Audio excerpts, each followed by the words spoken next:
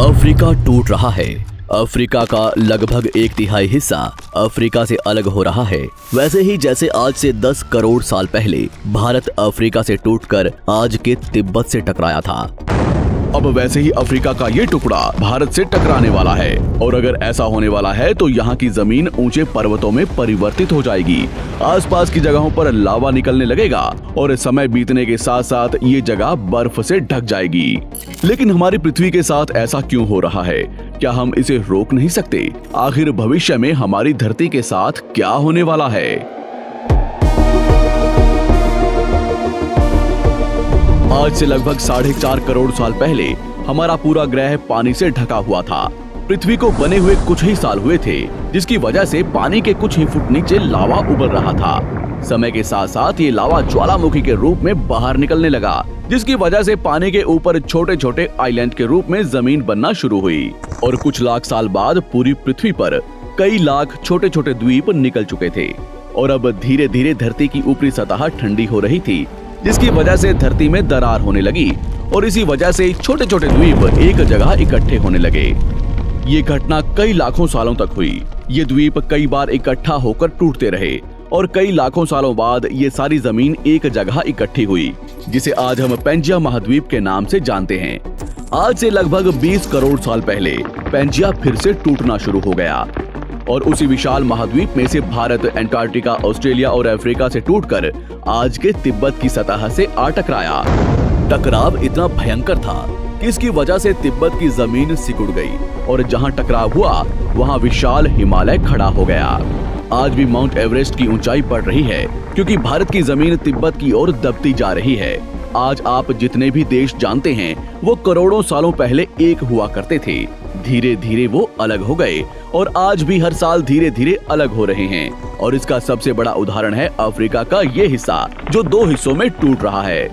2005 में दक्षिण पश्चिमी केन्या से नीरोबी नारोक हाईवे तक रातों रात जमीन फटकर 2 हिस्सों में बंट गई और ये दरार हर साल 6 से 7 मिलीमीटर जितनी बढ़ रही है।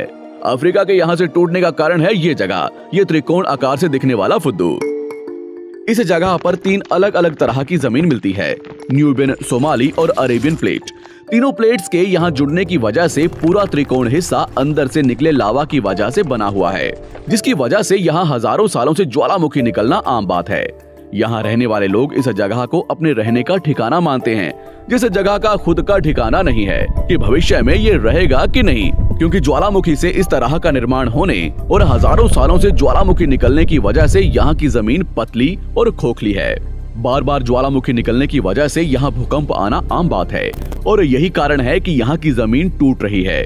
भविष्य में दरार बढ़ने पर यहाँ पानी भरने लगेगा और ये पूरा हिस्सा पानी से भर जाएगा और इसकी वजह से अफ्रीका के टूटने की गति बढ़ जाएगी, जिसकी चेतावनी यहाँ खोज करने वाले भूवैज्ञानिक यहाँ स्थित देशों की सरकारों को दे चुके हैं। इससे हमारी पृथ्वी को ये खतरा है कि दरार बढ़ने से ज्वालामुखी और विषैली गैसें निकलेंगी।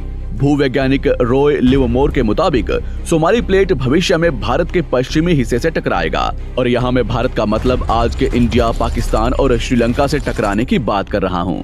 तो क्या होगा जब सोमाली प्लेट भारत से टकराएगा? अगर सोमाली प्लेट उसी गति से भारत से टकराता है जिस गति से भारत तिब्बत से टकराया था, तो कई शहर और राज्य तबाह हो जाएंगे। इसका सबसे जल्दी और ज्यादा असर भारत के मुंबई में दिखाई देगा।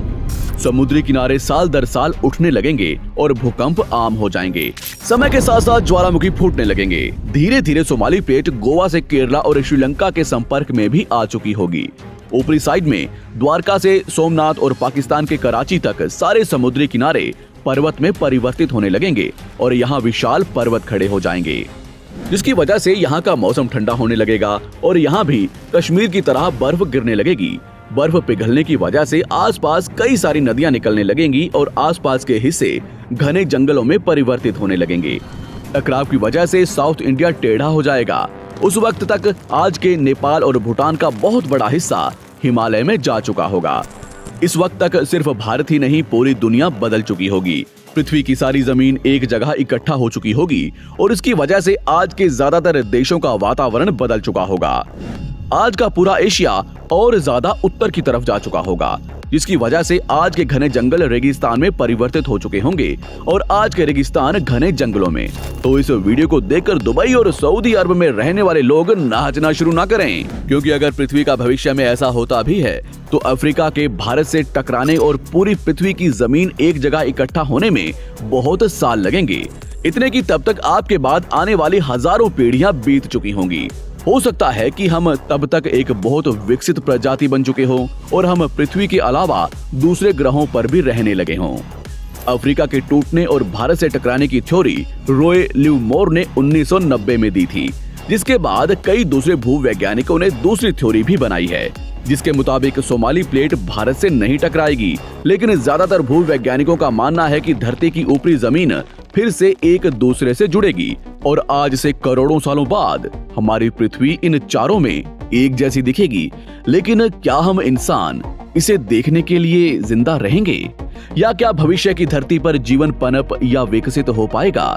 यही एक बहुत बड़ा सवाल है जिसका जवाब हम इंसानों को मिलकर देना है।